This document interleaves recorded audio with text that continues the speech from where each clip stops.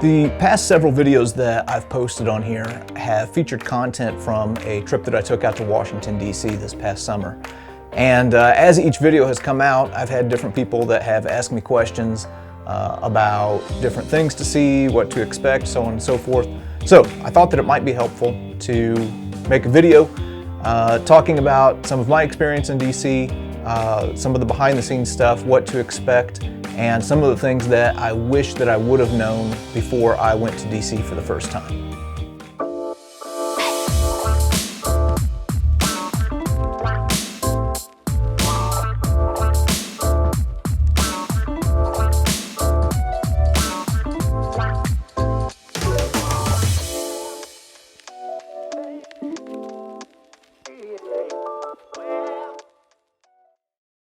Now, this was actually my second trip to Washington, D.C. So there were some things that I did on that first trip that I didn't do on the second. One of those was tour the Capitol. I also, on that first trip, went to the National Archives where you can see the Constitution and the Declaration of Independence. And also on that first trip, went to the National Holocaust Museum. So that's why you didn't see those things on this D.C. travel series. There are some things that I wish I would have known on my first trip out to D.C. that I knew on the second. So here are a few tips if you go to D.C. One, don't drive. Washington, D.C. has an excellent metro system. So if you go online, study the D.C. metro, they have different color codes for each line that takes you different places. Figure out where you're going to need to get on and get off, and then use that. Don't try and drive because it'll just be a mess and you'll spend more time in frustration than you will actually seeing the things that you want to see. My second tip kind of ties in with the DC Metro. Whenever you're looking for a hotel, try and find one that is close to one of the DC Metro stations so that it's within walking distance. That's a mistake that I made on my first trip. Is my hotel, I had to drive to the DC Metro station, and parking was a complete disaster, and I ended up wasting a lot of time. So try and find a hotel that's within walking distance of a station. Number three, the Washington Mall is huge. It's way bigger than I ever thought it was from whenever I saw it on TV. From the Lincoln Memorial to the Capitol building is 2 miles. So if you don't plan appropriately, you'll spend most of your day walking whenever you really want to spend your day in museums and looking at monuments and things like that. So make sure in your planning you group things together to where you're not walking from one end to another. And the fourth tip kind of goes along with that.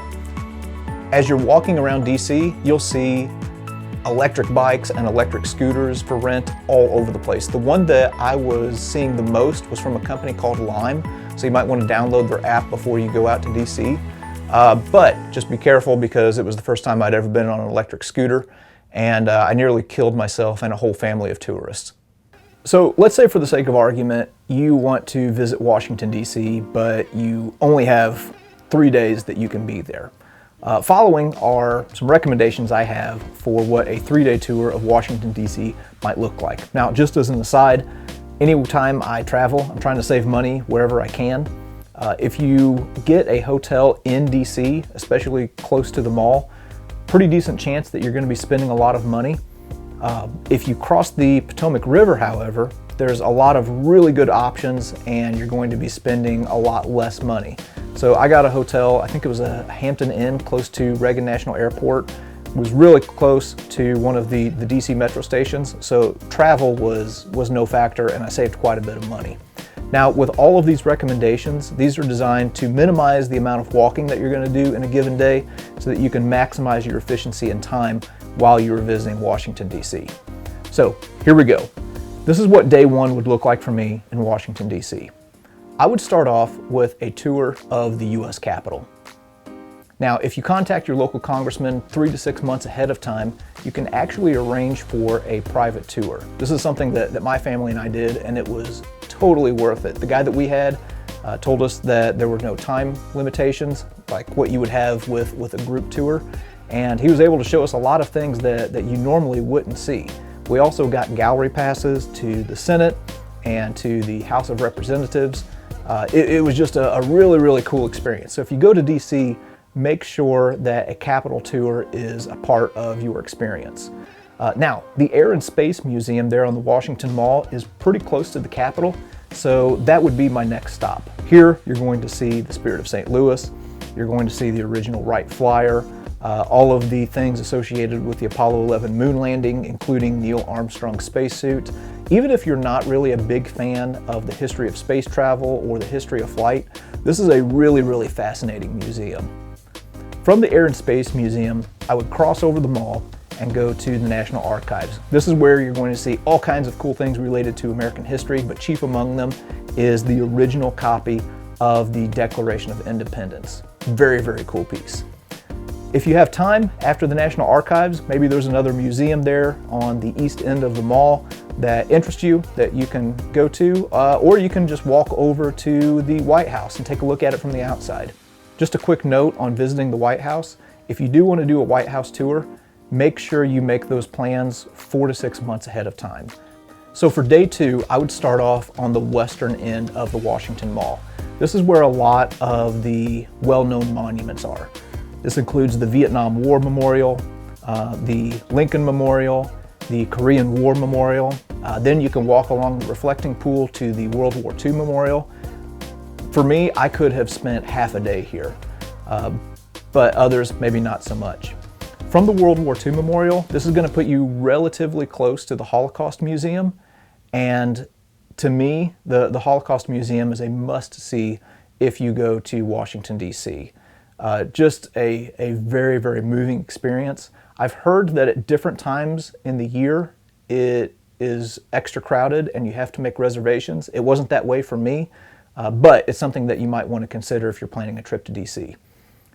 From the Holocaust Museum, again, you can cross the mall, and over on the north side, you'll find the American History Museum.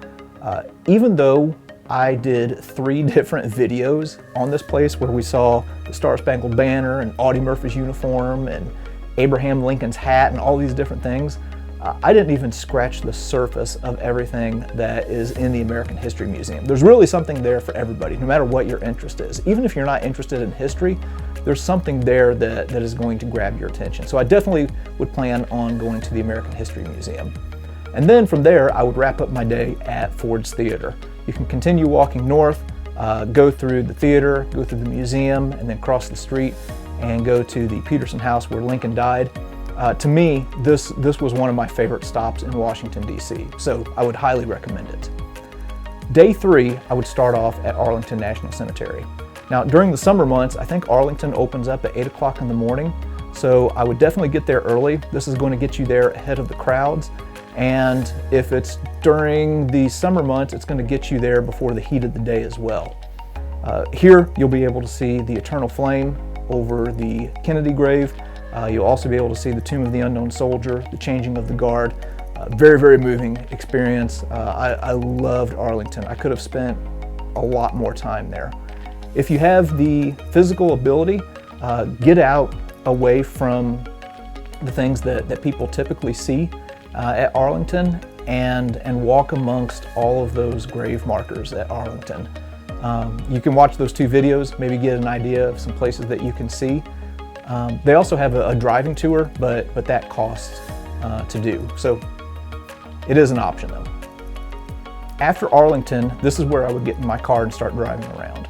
First, I would go up to the Iwo Jima Memorial. Again, I was there on my first trip, didn't go back on the second, but it's a really, really cool memorial. It's actually a lot larger than I thought it was.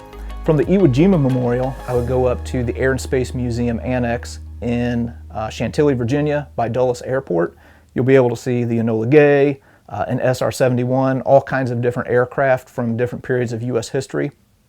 There was a whole wing of that museum that I didn't even show in the video that has to do with space travel. They have a shuttle that's there. Very, very cool place. Probably spend about 2 to 3 hours there at the Air and Space Museum.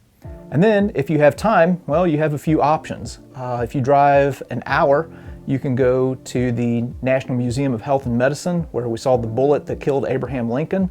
Or another one that I would really recommend is the Marine Corps Museum in Quantico, Virginia. This is probably one of my favorite museums that I've ever been to, so I would highly recommend that one as well. And then, if you have an extra day beyond your 3 days, Well, there are all kinds of different options. There's the Natural History Museum, there's the Museum of the American Indian. There's some that I didn't get to go to that I would like to see whenever I go back, like the Spy Museum. I've heard it's really good. I tried to go to the American Museum of the African American History and Culture. I think that's exactly how it goes. But the African American Museum of History and Culture. But unfortunately, that's another popular destination, and whenever I got there, I couldn't get in because you needed reservations. All of these places are free, and all of them are interesting in their own way. So that's what I would do on a 3-day tour of Washington, D.C. Other people that have been to Washington, D.C. more, or maybe know things that I don't, would have different suggestions. I don't know. If you have different suggestions, feel free to leave them in the comments. That'll help me for the next time that I go out. Maybe it'll help somebody else out if they're planning on going to DC. But regardless, I would recommend that everybody try and make a trip to the nation's capital at some point in your life. There's so much that is tied to our history and our culture and our roots as Americans there, that it's an important place that I think everybody will enjoy. So thanks for watching, and hope this was helpful in some way. Steady cab rides, taxi rides, more fun than walking and more shade.